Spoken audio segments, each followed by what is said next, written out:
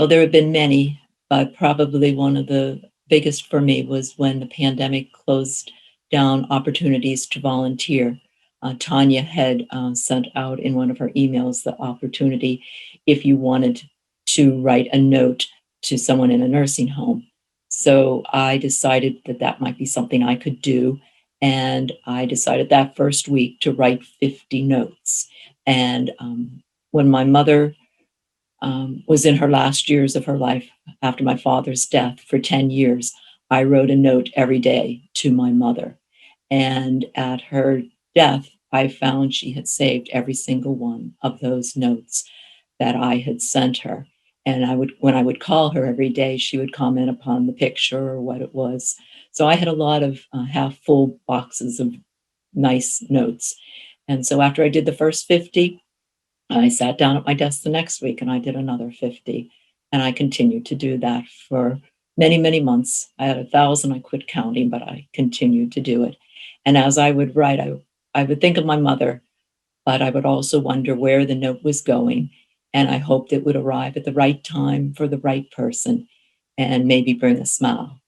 And I've found in my life that very often you don't know when you have had a positive impact. Sometimes you never know, or maybe it's many years later. So I hope one note at least got to the right person at the right moment. During this time, her work really had to pivot, as did most of ours. And because she was unable to go into nursing homes and provide care to patients directly, she was able to share her beautiful talent of sending very heartfelt, compassionate messages of hope to all residents of nursing home and assisted living facilities. Her cards were such a gift to patients that we heard time and time again from facility staff that they not only brought a smile to facility residents' face, but they were so grateful to be remembered during a time when they were worried that they were actually forgotten because family members couldn't come in to see them. And there was this stranger sending them these kind messages that were beautifully written, and these cards that were so very lovely that they hung them in prominent places in their rooms so that they could be reminded of them. But not only were the residents positively impacted, but the staff were as well.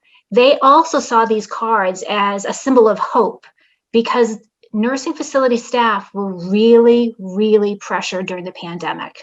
And so the administrators and nurses on the units would also comment about how lovely they were and how it was a real lifeline to the outside world. She's just an absolutely amazing individual, and I'm constantly surprised by the creativity and what she's willing to bring forward and share with all of us.